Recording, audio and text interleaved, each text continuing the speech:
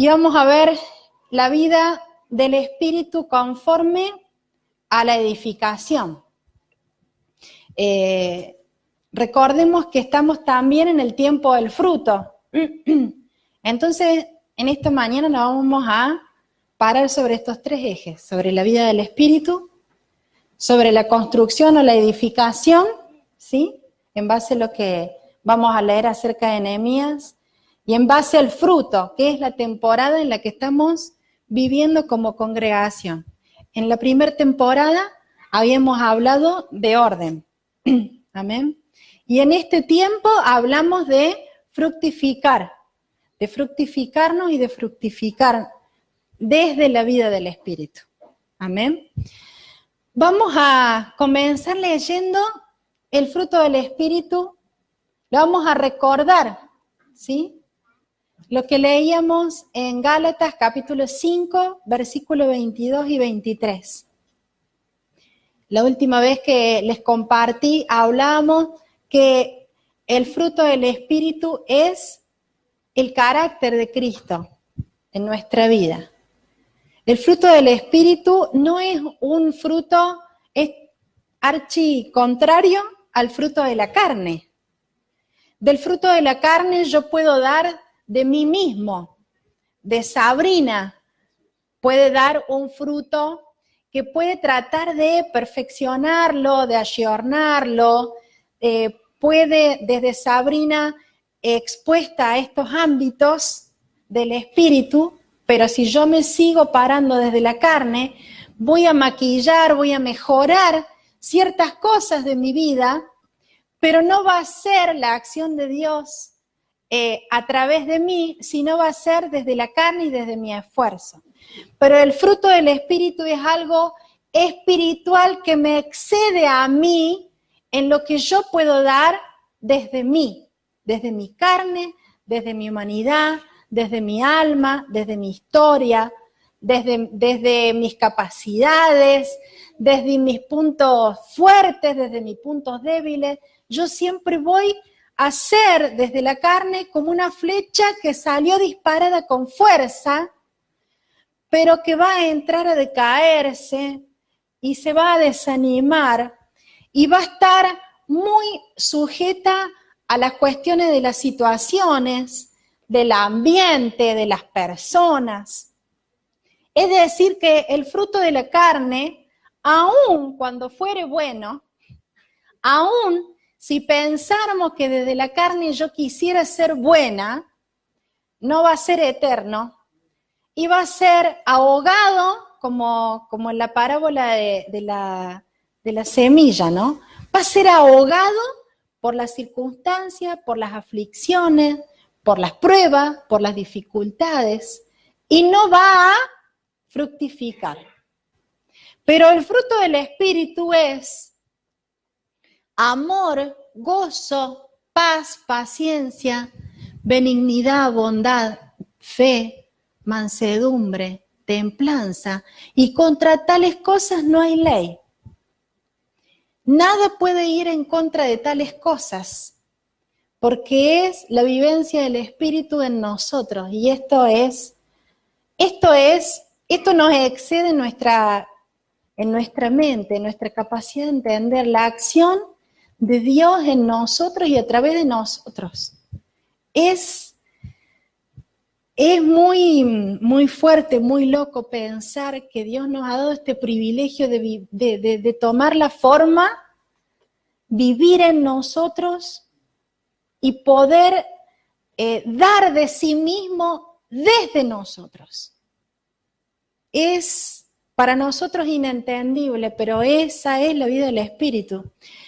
La vida del Espíritu en la placa que sigue rompe con los sistemas del mundo, con los sistemas de pensamiento del mundo. La vida del Espíritu va contra la corriente. La vida del Espíritu es inentendible para el sistema del mundo. Nadie que viva conforme al Espíritu va a ser entendido y comprendido por aquellas personas que no viven conforme al Espíritu. Porque rompe todos los paradigmas humanos la vida del espíritu. Trastorna, como el trap que cantan los chicos. Trastorna, conmueve, no pasa desapercibida. La vida del espíritu no pasa desapercibida. La vida del espíritu es radical. La vida del espíritu rompe, irrumpe en los ambientes. Las personas no pueden ignorar a alguien que vive conforme a la vida del espíritu. No podemos estar demasiado tiempo ocultos cuando vivimos de acuerdo a la vida del espíritu, porque se entra a notar, porque se entra a percibir, porque no lo podemos esconder. El amor desde la vida del espíritu rompe el amor que nosotros tenemos, este discurso de amar en la medida de cómo me aman. Yo solamente por ponerles una introducción para que comprendamos lo contracorriente que es la vida del espíritu, les pongo este ejemplo. El amor desde la vida del espíritu es muy diferente al amor de vos me das y yo te doy. Porque esto lo dice Jesús, es muy fácil amar a aquellos que me aman. Y es muy fácil amar a aquellos con quienes comparto cosas, con quienes tengo punto de encuentro. Es muy fácil amar a aquellos que son súper amables y que son buenos conmigo y que me han amado siempre. Pero el amor desde la vida del espíritu es esto. Ustedes han oído que se dijo, ama a tu prójimo y odia a tu enemigo, pero yo les digo, amen a sus enemigos y oren por quienes los persiguen para que sean hijos de su Padre que está en el cielo. Él hace que el sol salga sobre malos y buenos y que llueva sobre justos e injustos. Si ustedes aman solamente a quienes los aman, ¿qué recompensa recibirán? ¿Qué me diferencia de aquel que no tiene el espíritu si yo amo a quienes me aman? ¿Qué me hace de distinto? ¿Acaso no hacen esto hasta, dirían, los corruptos? ¿Hasta los más corruptos no aman a su familia? ¿No aman a sus hijos? ¿Hasta los más corruptos no aman a sus amigos que los posicionan en lugares políticos para hacerles favores? Y si saludan a sus hermanos solamente, ¿qué demás hacen ustedes? ¿Acaso no hacen esto los gentiles? Esto es los que no conocen de Dios. Saludan a los vecinos buenos. No hacen esto, no es esto cualquiera. Por tanto, sean perfectos, así como su Padre Celestial es perfecto. Esta perfección no la vamos a adquirir desde nuestra condición humana, ni desde nuestra alma, ni desde el ser sin Cristo. Esta vida del Espíritu, nosotros, esta cuestión que rompe e irrumpe cualquier mente humana, la vamos a poder conquistar desde la vida del Espíritu, desde Cristo en nosotros, desde la gracia, desde la verdad. Ahora, vamos ahora sí a Nehemías, y vamos a ver que desde el capítulo 1, hoy vamos a hablar desde el 1 al 5, y como todo lo que nosotros leemos de gente que vivió en el antiguo pacto, podemos como sombra y figura tomar para nosotros paradigmas, ¿no?, de lo que Dios hizo en un pueblo o en una cultura que vive diferente y radicalmente opuesto a los otros pueblos. Nos vamos a situar en el Antiguo Testamento, en el libro de Nehemías, en un tiempo donde el pueblo de los judíos estaba disperso, donde todo estaba en la ciudad derrumbado, donde muchos habían sido dispersados y llevados cautivos a otras ciudades, a otros reinos, donde muchos habían sido esclavos y donde las murallas que rodeaban la ciudad era tal el derrumbe de la ciudad que en ese tiempo que una muralla esté derribada implicaba hasta la asolación completa, es decir, es como si yo tuviera mi casa sin paredes y sin puertas. En Córdoba no tenemos una muralla, ¿sí? Pero sí en mi casa yo tengo límites colindantes que levanto para definir qué es mi casa y qué no es mi casa, pero también para preservarme de la mirada ajena, ¿sí? Y obviamente de los robos, de los asaltos y de aquellos que quieran entrar a tomar posición de lo que es mi lugar, de lo que Dios me ha dado como el territorio. En ese tiempo la ciudad estaba desolada, estaba sin murallas y toda la atención se centra desde una persona y desde esa persona comienza a haber una vivencia de toda una sociedad, de todo un grupo de personas que desde él se comienza a contagiar. Y vamos a tomar desde esta historia algunas cuestiones que tienen que ver con la vida del Espíritu. Amén. Pero como sombra y figura de lo que nosotros podemos vivir hoy desde la vida del Espíritu. Amén. Seguimos a la otra placa. Leemos en el capítulo 1, ¿sí? Y esto se los dejo, ¿no? como pendiente, que puedan estar leyendo, ¿sí? Y siguiendo la historia, el capítulo 1, el 2, el 3, el 4. En el capítulo 1 leemos lo siguiente, dice, vino Ananí, uno de mis hermanos, con algunos varones de Judá, y les pregunté por los judíos que habían escapado, que habían quedado de la cautividad, y por Jerusalén.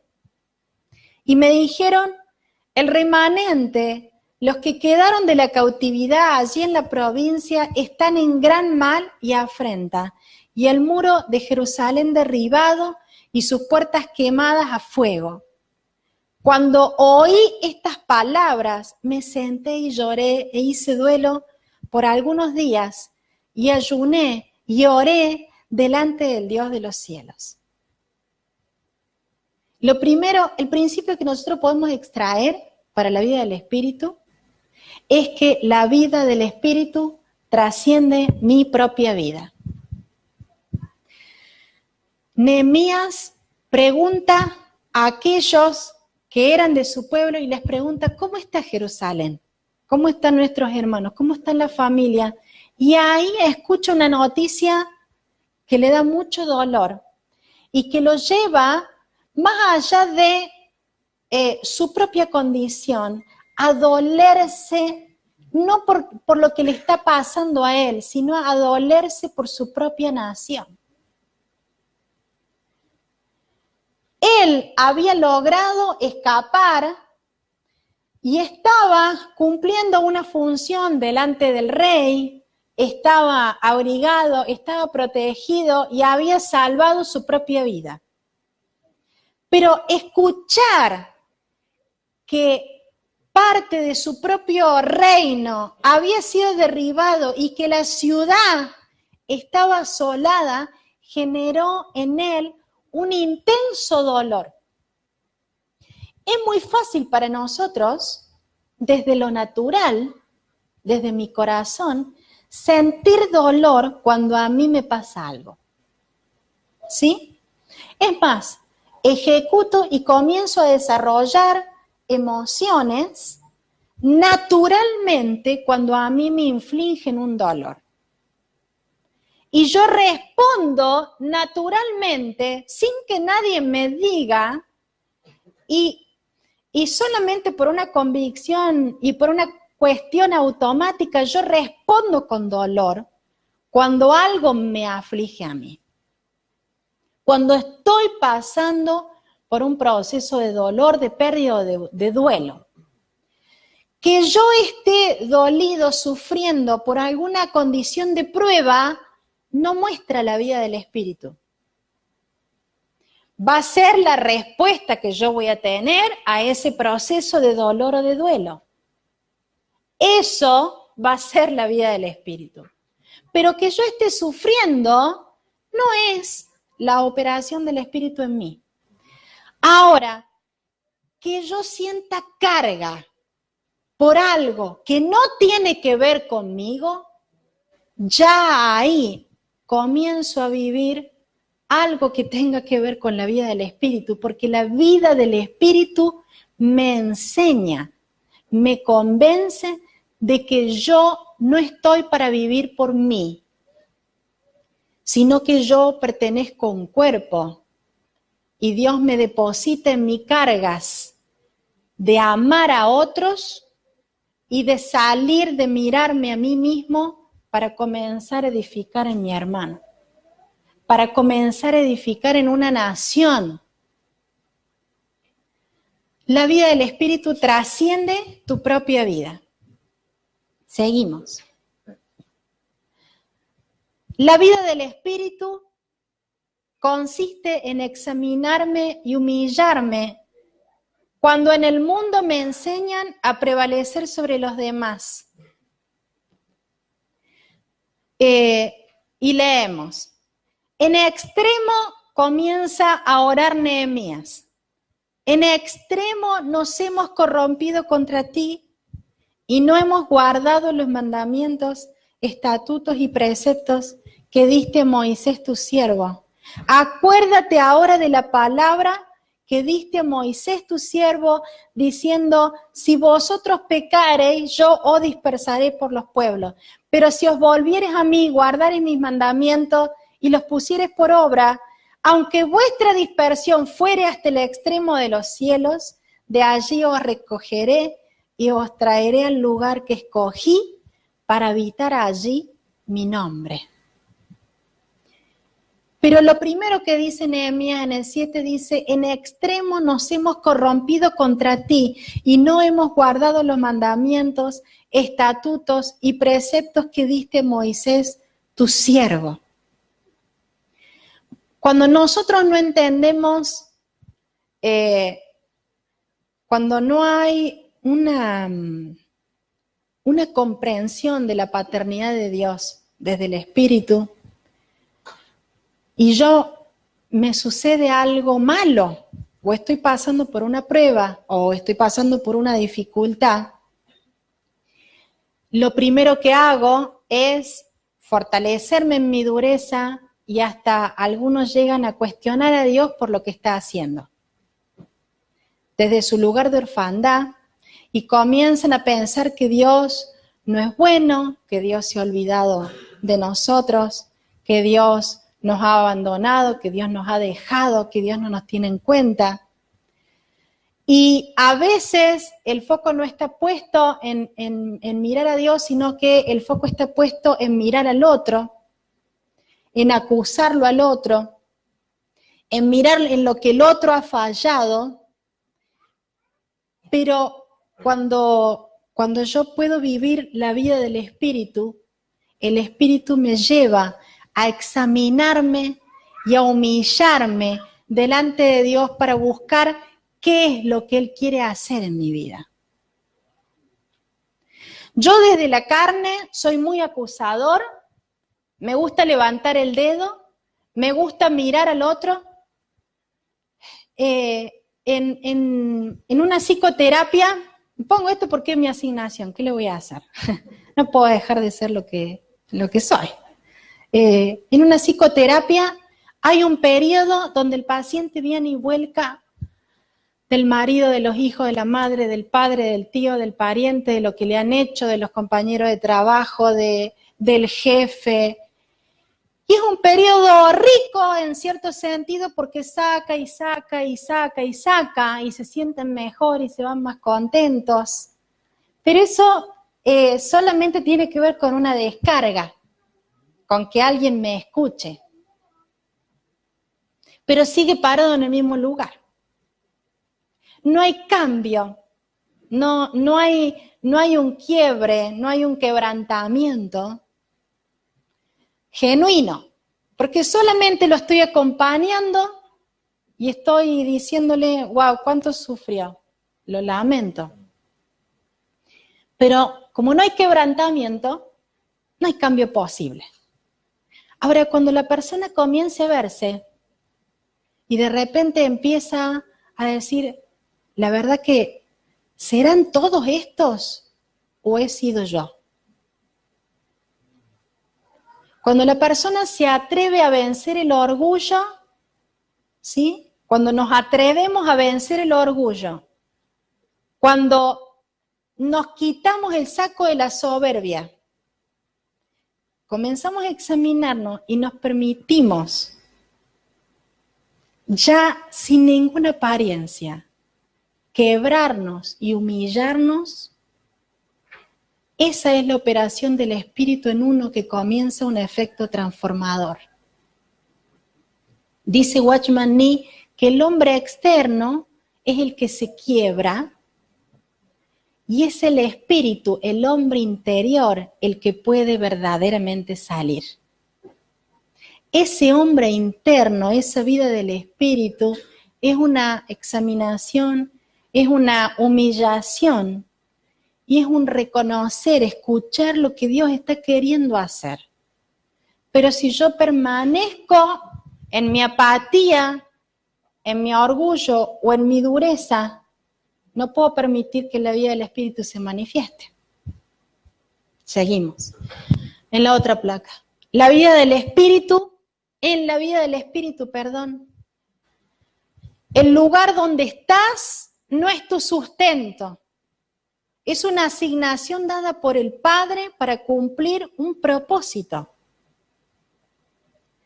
Cuando Nehemías se entera de los muros de la ciudad asolada, empieza a buscar hacia los costados y entiende su posición. Él es copero del rey, no es tampoco el puestazo.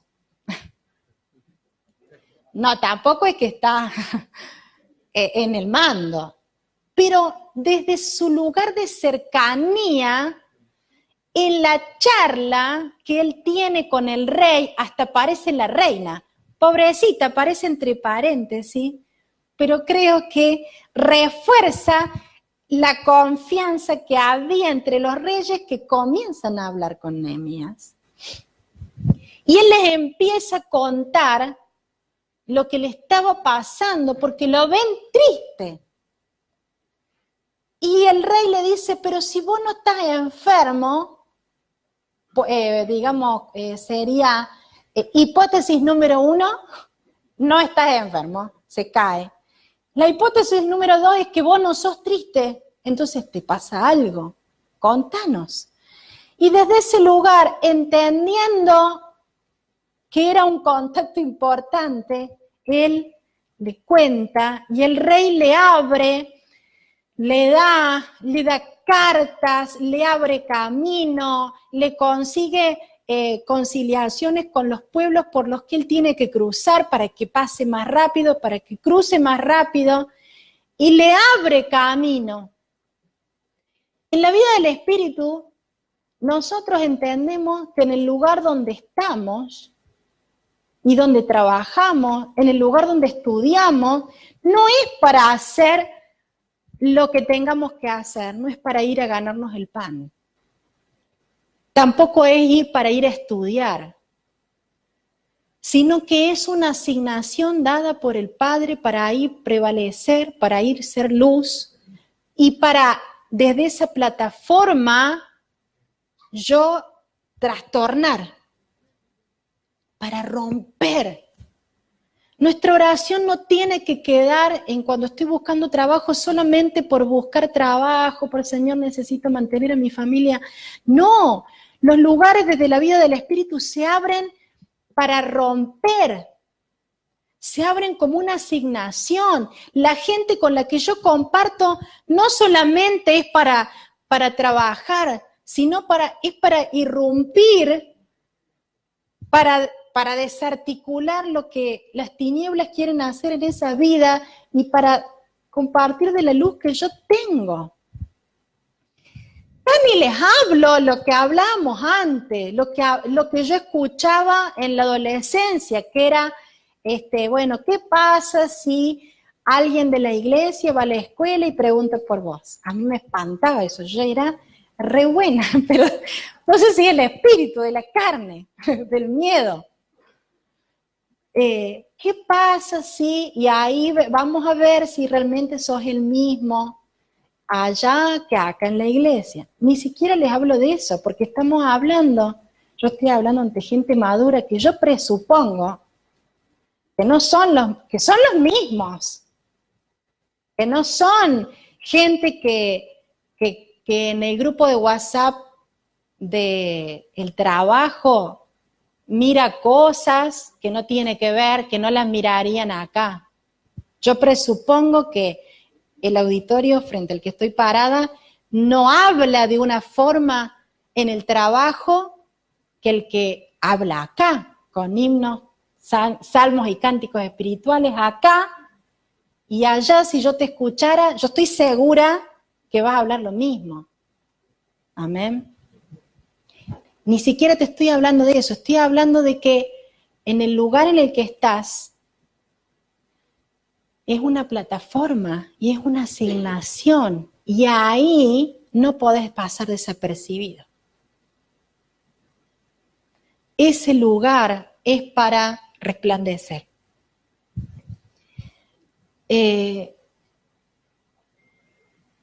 Dice Nehemías, te ruego, oh Jehová, esté ahora atento tu oído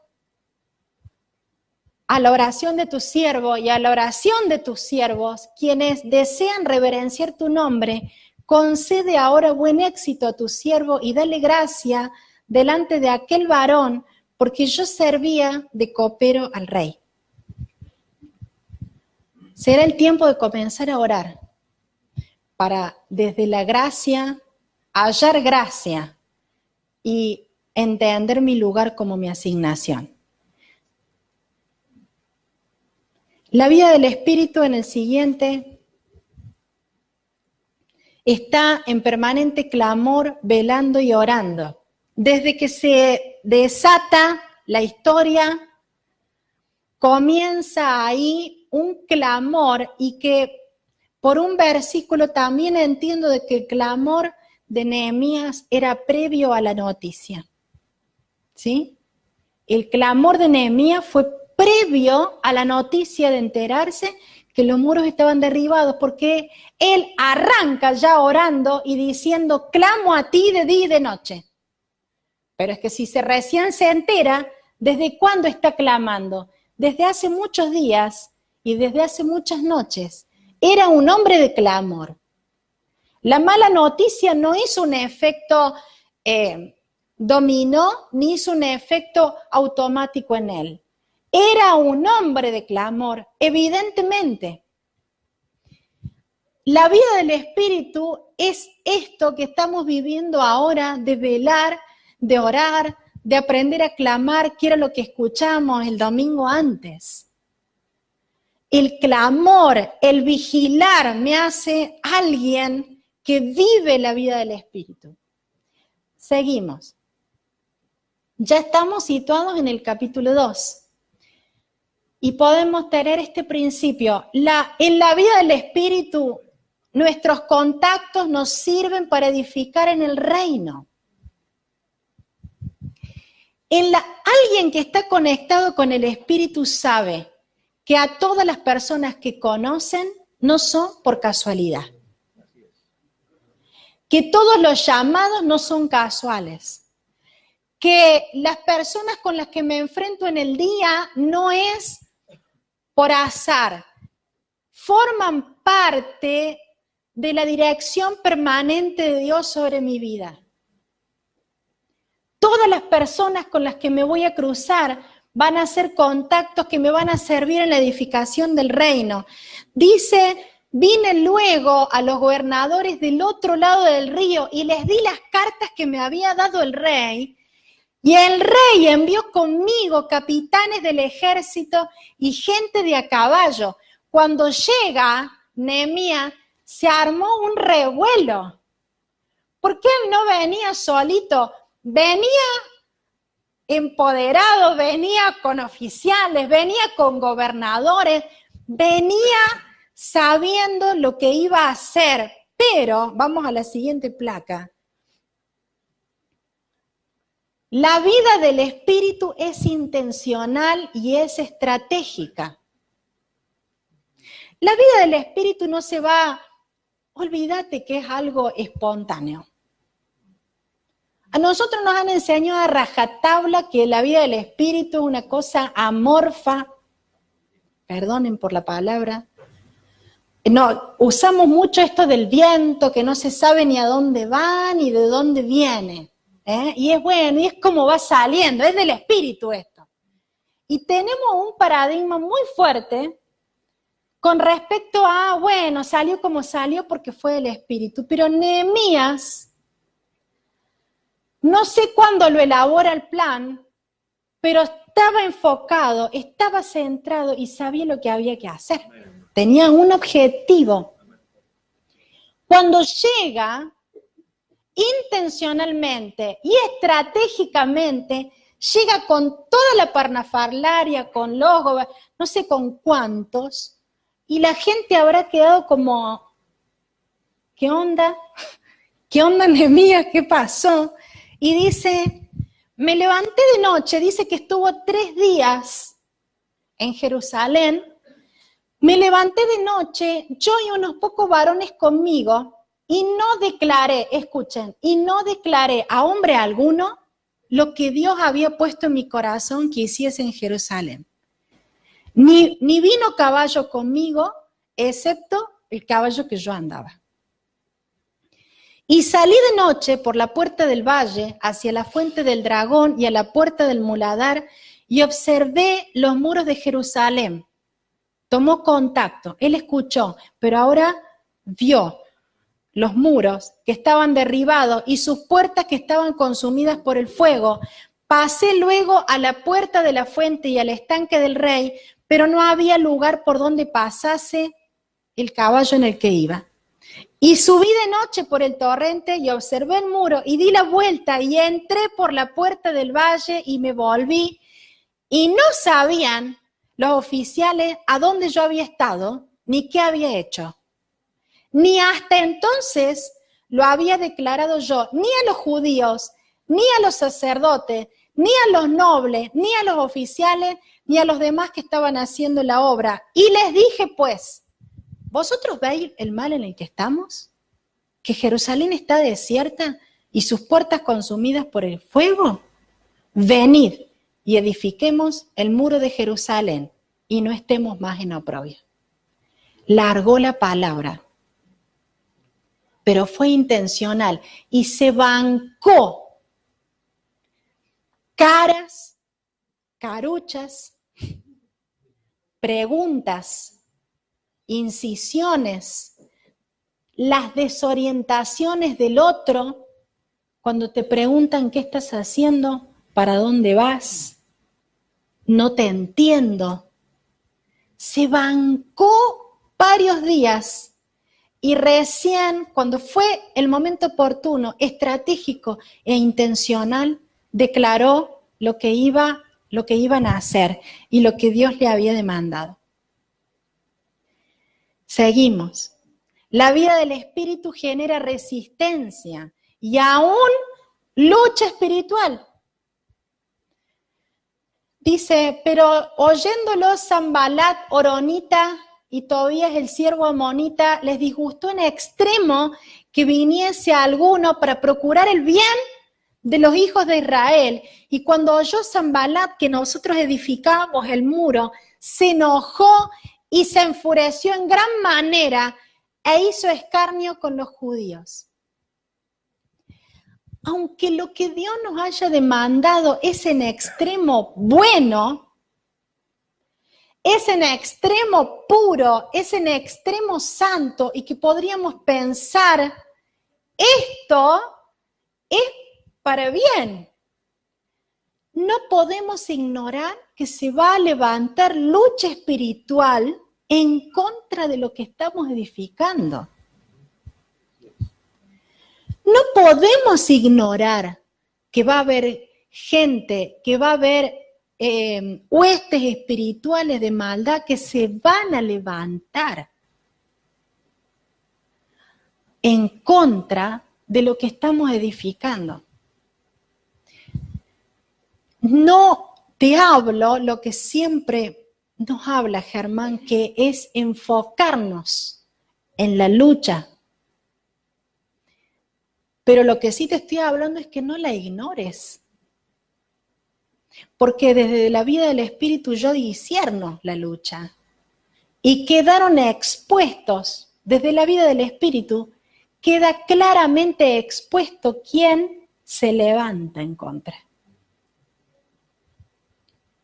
No es ajeno. Todos se pusieron de acuerdo, pero quedaron en el acuerdo, en la unanimidad, expuestos a aquellos que se habían levantado en contra. Por lo tanto, en la vida del Espíritu vas a tener luchas. Si vos pensás que la vida del Espíritu es fácil, fuiste. La vida del Espíritu genera confrontación, genera oposición y genera lucha. Seguimos. La vida del Espíritu consiste en casas. Y esto nosotros tenemos como congregación dos pilares, que es el altar familiar y que son las casas de vida. Cuando se comenzaron a infiltrar algunos, Tobías, Sanbalat y el otro que no me puedo acordar que es el turco, yo le digo el turco, pero, el árabe, perdón, no es lo mismo. Ellos elaboran un plan estratégico y dicen, empezaron a contagiar a algunos judíos y a hablar mal, que no vamos a derribar, que no vamos a levantar, que no va a poder, que se va a levantar, va a subirse un zorro y lo va a derribar al muro, bla, bla, bla, bla, bla, bla, bla, bla, bla. Entonces, se empiezan a meter adentro para apalabrar a los judíos que estaban edificando. Entonces, la estrategia de Nehemías fue, reúnanse en familias. Entonces va a quedar expuesto el que no es. Y reúnanse en sus casas, con sus casas. Y no así nomás, porque eso es la siguiente placa. La vida del Espíritu es, mira, lo puse, son dos principios juntos. No puse el pasaje, les cuento esto. Se reunieron en familias y el otro principio es, la vida del Espíritu es todo lo contrario al relax, al confort y a la comodidad. Queremos agradecerles con Germán el tiempo que ustedes como congregación nos regalaron ayer. Fui expuesta por primera vez a una sesión de masajes. Pensé que no me lo iba a bancar porque yo no me aguanto nada acá, pero me acuerdo de esto y les queremos agradecer. Muchas gracias. Muchas gracias. Pasamos un hermoso día, una hermosa jornada. En la vida mal entendida del espíritu, ¿no? Todo se promueve desde el relax, ¿sí?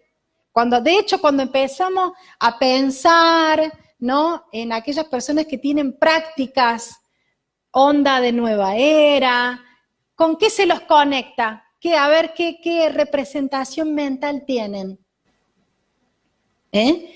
Los sonidos de la naturaleza, el relajarte, el confort, ¿sí? Los aromas, todo apuntan para todo lo contrario que es la vida del espíritu, porque la vida del espíritu no tiene que ver con relax.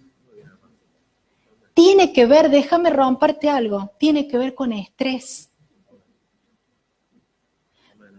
Porque miren lo que pasó en la otra placa.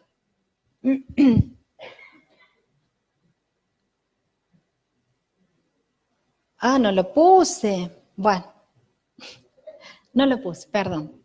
En el capítulo 2 todavía dice, o no, está o no, yo.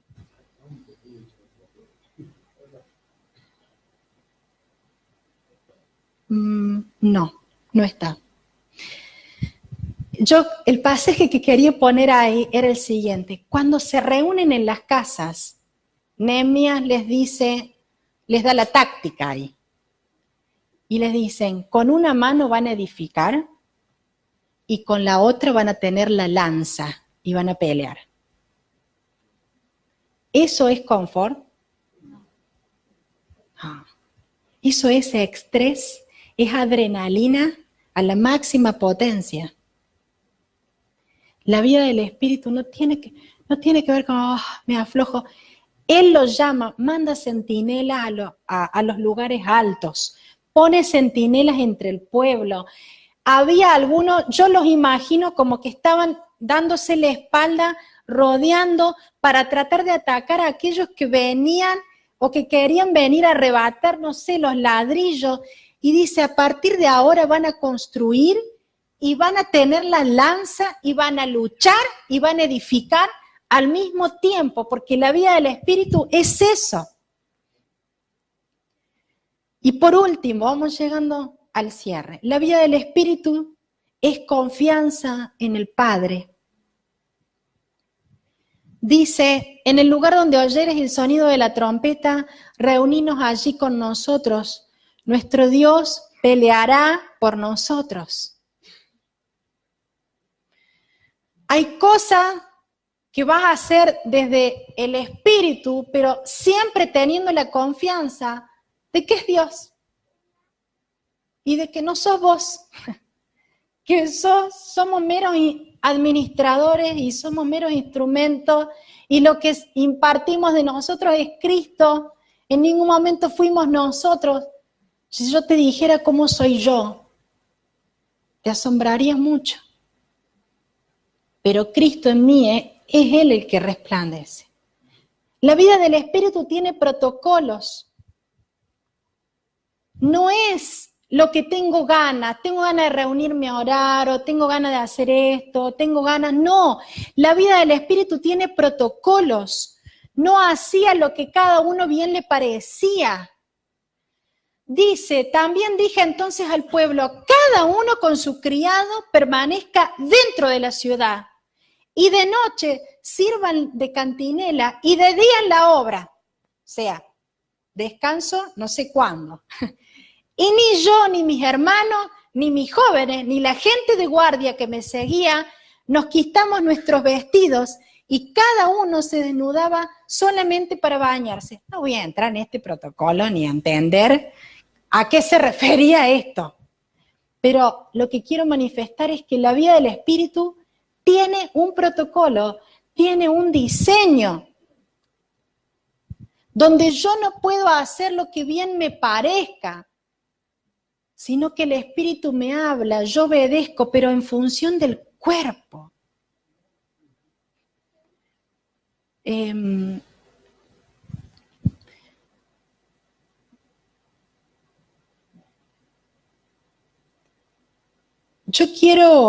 Tengo dos palabras para compartir en realidad. Algo que me compartieron recién. Y tengo una palabra que yo entiendo que vayan a sus casas y lean el capítulo 6. Y yo te lo voy a dar en cuanto sé que Dios te ha dado una asignación y que te ha dado un lugar dentro del cuerpo y que en la dependencia del Espíritu vas a tener que tener esta sensibilidad. Porque El último que yo tenía para compartirles, que no lo escribí, es la vida del Espíritu tiene que ver con ser sensible a la voz del Espíritu y a permanecer enfocado. En el capítulo 6 se desata una treta. Y la treta no era para el pueblo, era para Nehemías. Y la treta consistía en tenerlo a Nehemías como maleta, ¿cómo es el dicho? Maleta de loco. Y le hacen un ardid estos, Sanballat, Tobías, el árabe. Y primero intentan un ardid y le dicen, vení, que hay algunas cosas que queremos compartir, vení, salí de ahí, salí y venite. Y él le responde hasta 4 veces, yo no voy a salir. Yo estoy enfocado en lo que yo tengo que hacer. Y después, como esa no funcionó, le levantaron una mentira y le dijeron, ¿sabes que fue uno? Como él no se iba, no soltaba ni su posición, ni el ataque, ni el lugar que Dios le había dado, le mandaron uno y le dijeron, ¿sabes que están hablando mal de vos en los otros reinos? ¿Sabes que están diciendo que vos estás haciendo todo esto para proclamarte rey? Y Nehemías le dice, y no me importa, que digan lo que tengan que decir, porque yo sé a lo que estoy y sé lo que Dios me ha encomendado. Y esta palabra te lo comparto, mira, te van a querer desenfocar de muchas maneras, que vayas, que vengas, te van a proponer cosas, alianzas, figuras, te van a proponer plataformas, enfócate y sé sensible a lo que el Espíritu está hablando. No vayas y vengas porque sí, posiciónate. Y alguien hoy nos compartía, espero que puedan comprender como corresponde a todo el pueblo de Dios, cuán ancho, cuán largo, cuán alto y cuán profundo es su amor. Y es mi deseo que experimenten el amor de Cristo, aun cuando es demasiado grande como para comprenderlo todo. Entonces serán completos con toda la plenitud de la vida y el poder que proviene de Dios. Y ahora que toda la gloria sea dada para Dios, quien puede lograr mucho más de lo que pudiéramos alguna vez pedir e incluso imaginar mediante su gran poder que actúa en nosotros. Gloria a Él en la iglesia y en Cristo Jesús por todas las generaciones, desde hoy y para siempre. Amén. Dios lo va a hacer. Y lo va a hacer mejor de lo que imaginaste, mejor de lo que pensaste, pero lo va a hacer desde el Espíritu. Y lo que tenga que fructificar de tu vida va a ser desde la acción del Espíritu. Ya no va a ser en nuestra fuerza, va a ser Él en nosotros. Amén, amén.